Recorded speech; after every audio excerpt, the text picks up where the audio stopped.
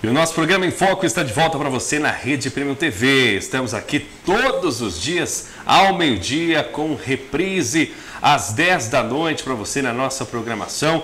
Você que acompanha o nosso programa está sempre recebendo uma nova informação que, se não for de interesse para você, para alguém vai ser. Estamos sempre preocupados em lhe trazer o melhor conteúdo sempre aqui na tela do Em Foco na Rede Premium TV. Neste programa de hoje estamos falando com a psicóloga Karen Ramos da atualidade da adolescência. Como está o jovem na atualidade? Como está a adolescência na atualidade? O que está influenciando, ditando ritmos, causando insatisfações, muitas vezes as influências que você vê o seu filho, o seu sobrinho, o seu neto ter e não compreende. Estamos falando sobre essas transições. E para isso a Karen está aqui falando conosco desse tema tão importante. A Karen, que inclusive também é escritora, né? Isso. Hoje nós tivemos um grupo de psicólogos, nós desenvolvemos um livro com o objetivo de poder trazer para esses pais um pouco mais de um alívio, onde a gente aborda diversas faces da adolescência, né? Porque adolecer hoje não é só um fenômeno biológico, onde a gente acompanha o crescimento da criança para o adolescente. É um fenômeno que vai ter uma influência social, histórica, muito grande, né? Sem dúvida. A gente falou no final do primeiro bloco do nosso programa. A gente estava conversando aqui, para você que pegou o programa agora no segundo bloco, não assistiu o primeiro, a gente estava falando a respeito da cobrança do jovem nos estudos, a pressão dos pais para um bom rendimento escolar, até que ponto isso é positivo. E aí, conforme o jovem ele vai chegando próximo à fase adulta, começa ali no colegial os estudos para o vestibular, não é? E aí, em alguns casos, existem muitas pressões em cima desse jovem, ele não sabe aí mais separar o meio social do meio familiar, com a relação do estudo. E agora a gente vai ver aqui com a Karen qual que é a medida certa para tudo isso, né, nesse momento. Então, Henrique, eu vejo muito no consultório os pais procurando assim, Karen, o meu filho precisa fazer uma orientação vocacional. E quando a gente ouve a história do lado do filho, chega a ser muito curioso. Que por muitas vezes ele está terminando o colégio, precisa ter uma escolha profissional, segundo a família, e mesmo a influência do meio que fala, não, você vai ter que fazer uma escolha. Só que se a gente for pensar um pouco mais, um adolescente aos 17 anos, ter uma escolha profissional que vai ser boa parte da vida dele, é uma pressão muito grande. E além dessa pressão, por muitas vezes ele tem que satisfazer a pressão emocional dos pais. O pai, por exemplo, é uma profissão X, pode ser, por exemplo, um advogado, e não admite que o filho não trace a mesma conduta dele, ou seja, fazer direito. E nem sempre é o que esse adolescente deseja. Então, a gente sugere um processo de um autoconhecimento e eu oriento muitos pais, muitos se chocam, Henrique, quando eu falo, vamos deixar esse adolescente um tempo, não é ficar sem fazer nada, mas ele precisa de um período para conseguir desacelerar, entender o término dessa escola, porque fechar um ciclo é um ritual e não deixa de ser um luto, porque ele está saindo de uma fase que ele só tinha como obrigação ele só tinha como obrigação estudar e se divertir, e hoje ele já está entrando numa cobrança que fala, você tem que estudar, tem que trabalhar e tem que ser útil. Então, ele precisa também de um suporte para que ele possa entender esse período de mudança dele mesmo. Então, eu sugiro 1 ano após o término da escola, que esse adolescente ele estude, faça outras coisas, para que depois pense no vestibular. Sem dúvida, isso é fundamental, né? E sempre o diálogo, né? Nada imposto, o diálogo saudável do pai perguntar ao seu filho, da mãe, saber o que de fato passa na cabeça dele, o que ele quer ser, independente da decisão, acreditar na decisão do jovem, botar crédito, dar a corda para que ele possa desenvolver aquilo que ele queira realmente fazer, né? Sim, você falou uma frase fantástica, acreditar no adolescente. Gente, tem muitos pais que não acreditam nesses jovens, falam, não, ele não vai saber decidir por si, então eu tenho que ajudar ele, mas estou fazendo isso para o bem dele. Até que ponto é o bem se a gente não consegue olhar para esse adolescente de verdade e enxergar quem ele é? Então, Então, dar a corda, né, Henrique? Eu acho que é uma frase interessante, porque a gente precisa entender qual é a perspectiva de mundo desse jovem, não é a sua. Então, vamos olhar para esse jovem e dar o suporte que ele precisa para ter a escolha que faça sentido para ele. Perfeito, Karen. Agora é o seguinte, a gente ouve muito falar dos estereótipos das gerações, né? Então, a gente tem lá geração X, geração Y, geração Z, em artigos, revistas, matérias, na web. A gente está sempre vendo comparativos e transformação com relação às crianças, ao desenvolvimento da pré-adolescência, para o jovem, até a fase adulta, e quanto isso tem envolvimento. Você é uma defensora dessas fases, fala um pouco para a gente dessa diferença. Então, eu não curto muito não, porque eu gosto muito que o jovem busque o seu próprio ritmo, né? Quando a gente fala de gerações X, Y, Z, a Baby Born, o que nós temos hoje? Gente, é uma mudança cultural e social. Não dá para esperar que o jovem da década de 60 tenha uma reflexão do que nós temos hoje. Então, se a gente entender que é uma mudança social, cultural, ok, mas que o jovem de hoje vai reagir de uma maneira extremamente diferente. Então, eu sou muito a favor que dê o tempo que ele precise e vamos usar a tecnologia ao nosso favor. Não dá para usar a tecnologia como vilão. Hoje tem pais que falam, Karen, eu tenho que esconder o celular do adolescente à noite, porque senão ele vara à noite no WhatsApp ou em redes sociais. Eu falo, tudo bem, e vocês já conversaram sobre isso? Não, mas eu mandei. O mandar hoje não vai resolver.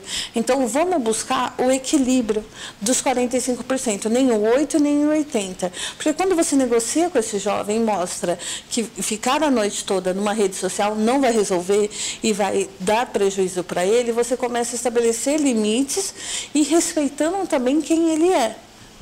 Perfeito. Karen, o que você falou é verdade, né? Tem que saber utilizar a tecnologia a favor. Inclusive, as séries têm ditado muitas influências, né, para o jovem de forma positiva ou não.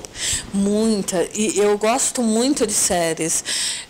Por quê? A gente usa séries até para trazer o convívio familiar maior, porque hoje tem muito uma questão de falta de tempo.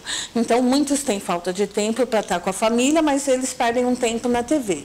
Então, o que a gente faz? Usa a série como uma ferramenta terapêutica para buscar um diálogo com esses pais e os jovem. Nós tivemos aí uma série clássica como Os 13 Porquês, que foi exibida pela Netflix, teve 2 temporadas. E elas, na minha percepção pessoal e profissional, elas contribuíram muito para o diálogo com esses filhos. Porque por muitas vezes o pai não entende que esse filho está sofrendo. Ele sofre, existe um adoecimento emocional e mental que traz consequências muito sérias. E eu sempre digo para os pais, olhem para os filhos, não sobre os filhos. Porque quando você olha para o filho, você consegue entender um pouco mais quem é esse filho. Perfeito, perfeito. Você resumiu bem agora, né? É procurar se enxergar, né? Sim. Agora, Karen, me diz uma coisa muito importante que sempre aconteceu, mas parece que agora está mais em alta, que é a questão da depressão precoce, né? Sim. A gente vê jovens com depressão e até mesmo criança. Qual que é o principal fator disso? Então, nós temos uma sociedade com estímulos 1000, tudo é muito para ontem, tudo e ao mesmo tempo é intenso e volúvel.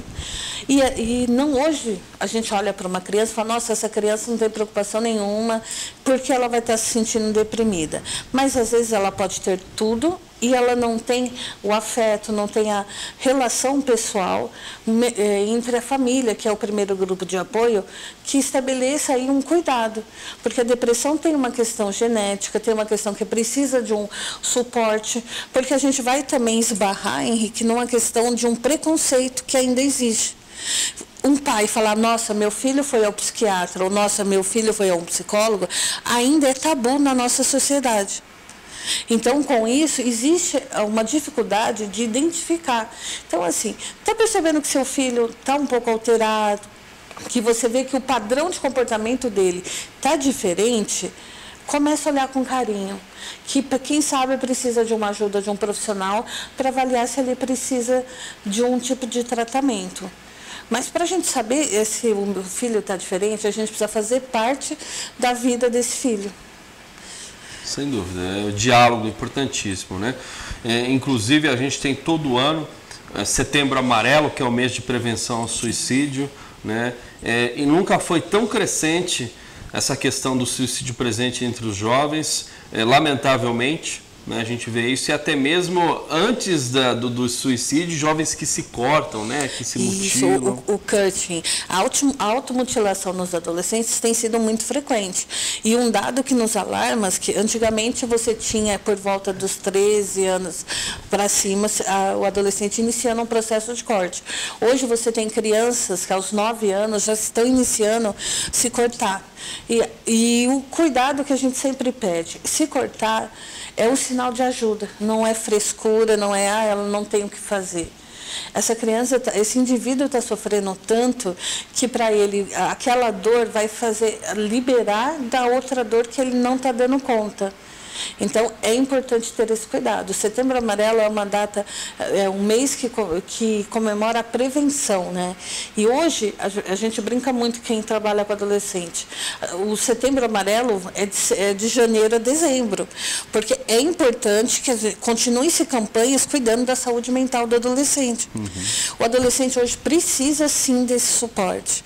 Nós temos casos cada vez mais presentes e não tem classe social, não tem credo, não tem raça. Hoje nós temos aí um adoecimento da adolescência. Então, é importante fazer parte. Nós temos aí, às vezes, algumas modas, como tivemos daquele jogo do sufocamento, o mesmo da baleia azul. Muitas tentativas ocorreram no quarto e com os pais na sala ou no quarto ao lado. E sem olhar. Não presta atenção no que está acontecendo. Não olha, né? Você não sabe. Eu já tive pacientes, adolescentes que bebiam, deixavam garrafas ou mesmo latas dentro do quarto e os pais nem sabiam. Então, além do diálogo, eu sempre sugiro, vamos fazer parte da vida. Você não precisa concordar com tudo e nem fazer nada que vai te ofender, mas você precisa aprender a fazer parte, sim, desse mundo. Perfeito. Karen, quero agradecer a sua presença aqui no nosso programa, viu? Foi muito produtiva essa entrevista. Obrigada. Antes de você passar o seu contato, a gente falou em boa parte da nossa conversa de uma relação do jovem para o adulto, falando como tem sido o jovem. Mas também tem jovens que acompanham o Enfoque, tem adolescentes que estão acompanhando essa entrevista. E eu queria que você deixasse uma dica, um recadinho carinhoso para esses adolescentes lindos e queridos que acompanham o nosso programa e depois falasse onde que a gente encontra você. Pessoal, vamos também dar uma chance para esses pais, vamos investir na comunicação e continue buscando o seu sentido, o seu autoconhecimento. Autoconhecimento é a palavra de ordem hoje, então vamos ter movimento e cuidar de si. E para me achar, eu trabalho com Insta, @RamosPsicologia, lá tem meus contatos, tem meus textos, estou super à disposição. Perfeito. Karen, obrigado. Viu? Muito obrigada. Satisfação, Henrique. tá bom? O prazer foi meu. Eu acho que eu vou lá com você fazer uma terapia lá. Vai ser muito bem-vindo. Maravilha. Que hoje eu só tenho a pia cheia de louça, sabe? Terapia. Obrigado, Karen. Esse foi o nosso programa em Foco de hoje. Espero que você tenha gostado do conteúdo. Espero que você tenha sido bem proveitoso, que venha trazer satisfação e progresso para o seu dia a dia. Amanhã estaremos de volta no mesmo horário e até lá.